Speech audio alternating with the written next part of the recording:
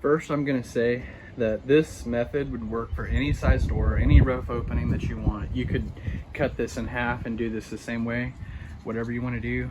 I'm just gonna show you how I'm gonna do this, and you can do it to your size, short, tall, whatever you wanna do. If this works for me, this will basically be like building a trap door or a hidden door. I could use this same method that I'm doing right now, that I'll show you in a second, and I could build basically anything, a trap door, hidden doors. It would be pretty neat. So hopefully I can pull this off. Stay close.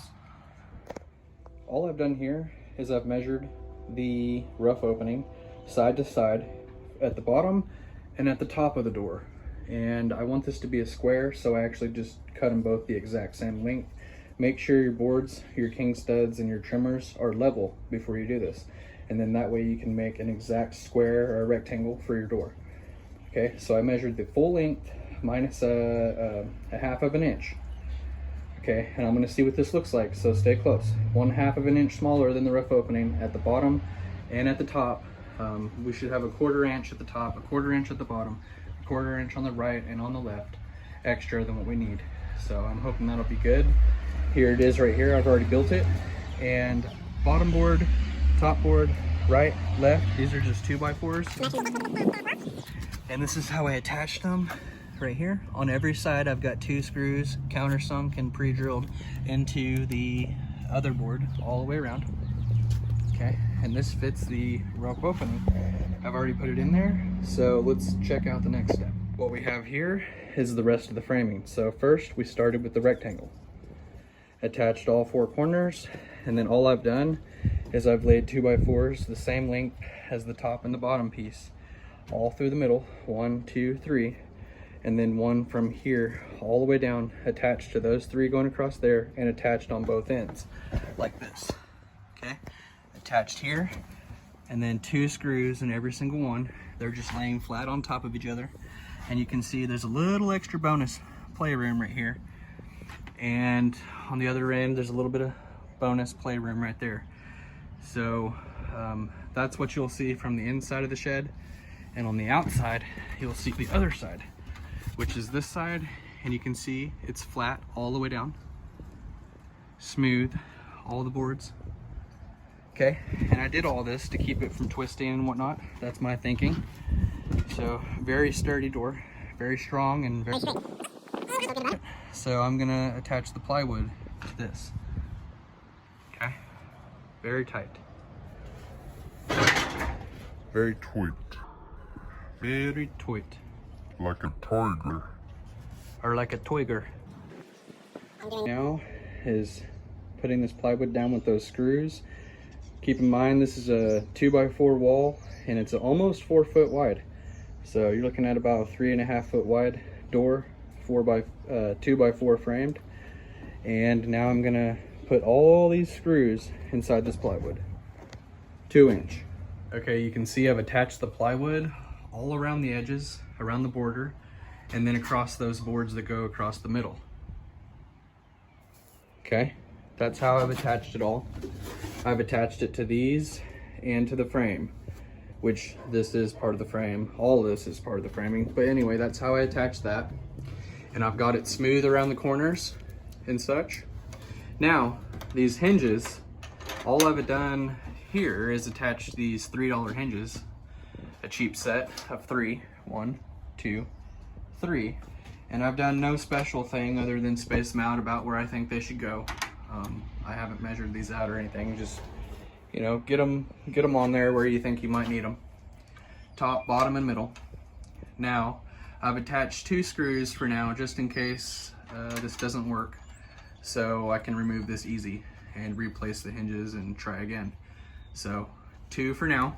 On all 3 I've got 2. And the setup that I have some wood set over there, because you're not going to want to set this directly. You don't want this door swinging directly on this bottom plate. You want it a little bit up, so I've put a little piece of siding on there. Just a little thickness off the bottom, a little 1/2 inch or 1/4 of an inch. And what I'm going to do now is use that as a spacer to get me off the bottom, and I'm going to try to level this out. I'm going to video this part so you can see what I'm doing. It's going to be easier to show you than explain. So let me set you down. Whenever I push this door up into place, you can see it's basically right where it needs to be. The gap is basically right all the way down because I've stacked the wood over there to keep that corner because I can't hold it by myself. And then this side, I've got it just a little bit off the ground there, you see, off that bottom plate. And this gap is good. Everything's good. You can see the top will be swinging just right. Okay. So now I gotta figure out how I'm gonna try to get the screws inside this right in the exact spot. So I'm gonna set you down.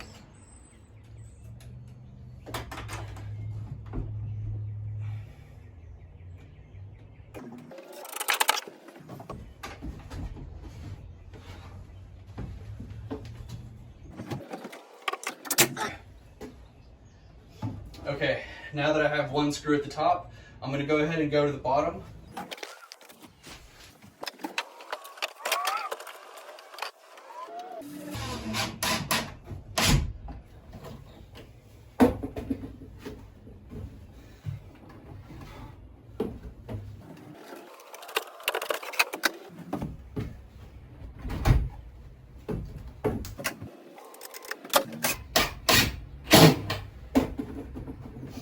Okay, now that I have that bottom screw in, I'm gonna check it and see if it works.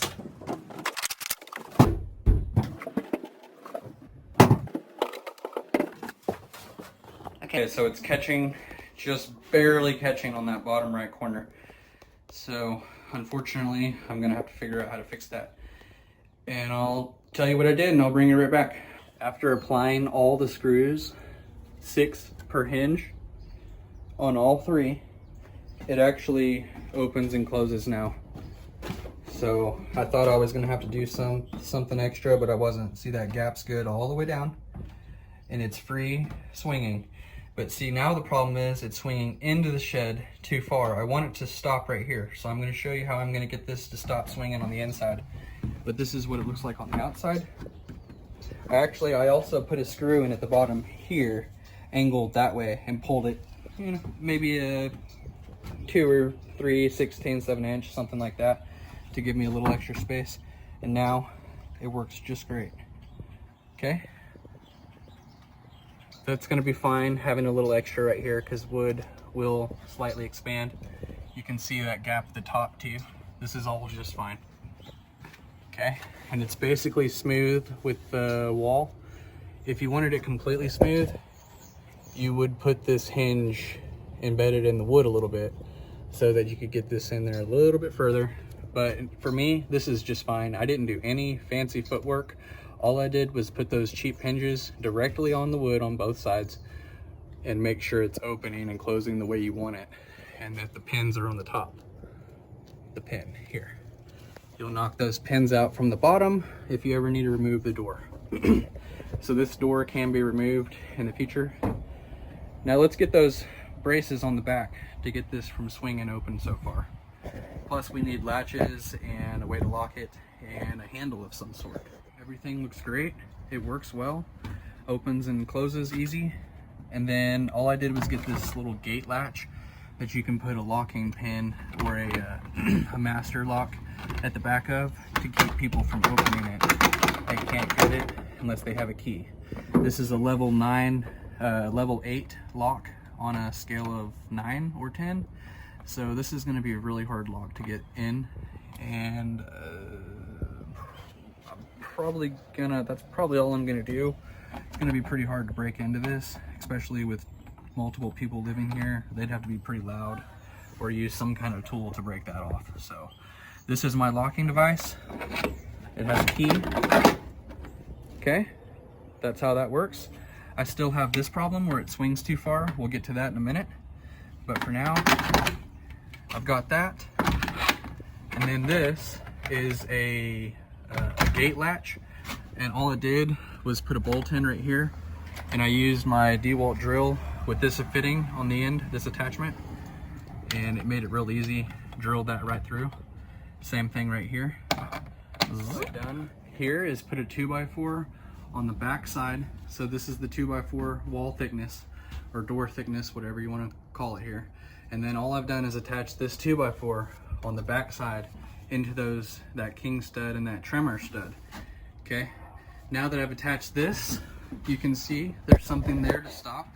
And I did that all the way from the ground all the way to the very top. Okay, this is what it all looks like on the outside.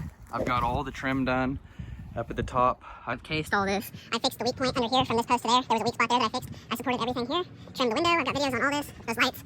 Trim right here. All I've done is, now that we have that backer board inside there, I have these screws inside this 1x2 that fit this gap perfectly to trim this out.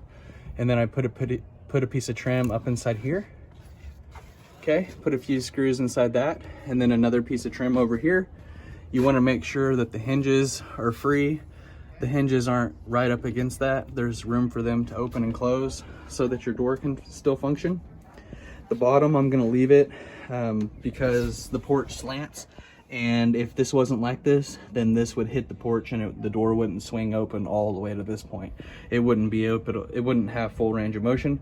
So I'm going to leave that like that, and I'm probably going to put wood shims inside here to fill this gap. You know, one wood shim would go to here, and then I'd put another one from here to here. There's several different ways to do this. I don't know what I'm going to do, but I might fill that in a little bit to keep out rats. But anyway, that's why I have the bug guy come and the rat guy. He gets rid of mice and things like that. Anything. Snakes, mice, squirrels, blah, blah, blah. So keep in mind, a mouse can get in a dime-sized hole. So this is probably about a dime-sized or a quarter-sized hole right here. A mouse cannot get in on this side. That's why I'm going to put wood shims or something down here. And this looks really good. It works really well. It functions really well. Here's the living room that I'm clearing out so that I can do a major renovation project in here. It's all cleared out now because why? Because we built a little shed on the porch. And here you have it. And here's what it looks like opened up.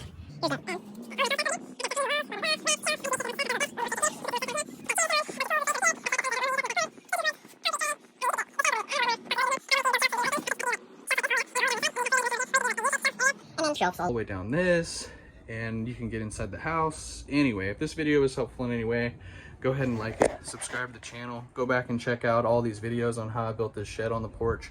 I've videoed on how I trimmed everything out, how I've done everything all the way back to the beginning then when I bought this property. So go check all that out.